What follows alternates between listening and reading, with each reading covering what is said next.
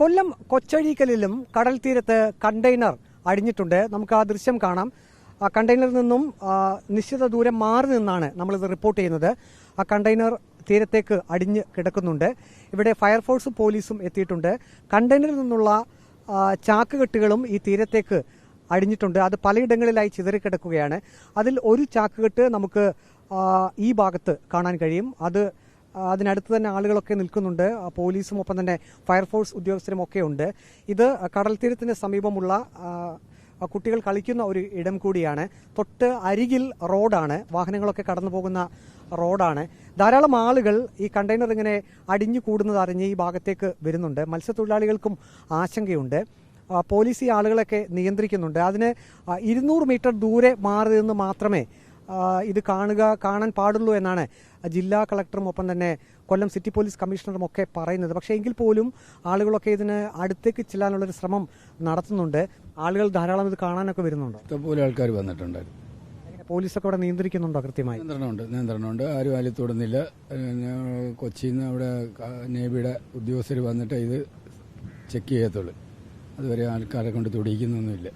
ഇപ്പോൾ ഇവിടെ നമുക്കൊരു ചാക്ക് കാണാൻ കഴിയും. അടുത്ത ആളുകൾ നിൽക്കുന്നുണ്ട്. ആശങ്കയുണ്ടോ? ചാക്കുകൾ ഇത് മൊത്തം ചാക്ക് പൊളിഞ്ഞ് ഇളകി കിടക്കുക. അത് മൊത്തം ഇത് അതിനകത്തൊന്നും തൊടിയിക്കുന്നൊന്നുമില്ല ആരെയും കൊണ്ട്.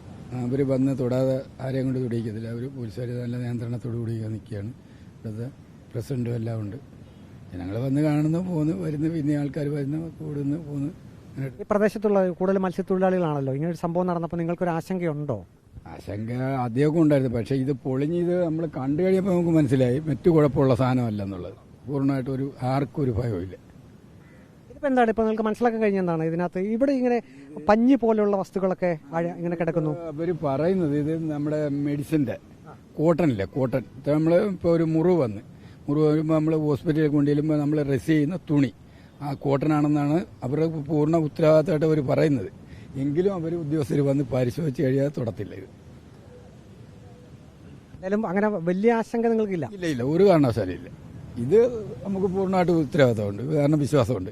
ഇത് നമുക്ക് ബുദ്ധിമുട്ടുള്ളൊരു സാധനമല്ല എന്നുള്ളത് നിങ്ങൾ നാട്ടുകാരും ആളുകളൊക്കെ പറഞ്ഞ് മനസ്സിലായി. ഇപ്പോൾ പുറത്തുനിന്ന് ആളുകളൊക്കെ വരുമല്ലോ, അപ്പം നിങ്ങൾ നാട്ടുകാർ പറയുന്നുണ്ട് അതിനടുത്തേക്ക് പോകരുത് എന്നൊക്കെ നിങ്ങൾ പറയുന്നുണ്ട്. കാരണം ഇതുകൊണ്ടാണ് അത് ആരും ഒന്നും ചെയ്യാതിരിക്കാൻ വേണ്ടി അത് പറയുന്നത്. കുട്ടികളൊക്കെ കൗതുകം കൊണ്ട് അടുത്ത് ചെല്ലുന്നുണ്ട്. എല്ലാവരും ചെല്ലുന്ന ഈ ബാൻഡർ കെട്ടിയിരിക്കുന്നതിന്റെ അപ്പുറത്തോട്ട് വിടുന്നില്ല ആരെയും.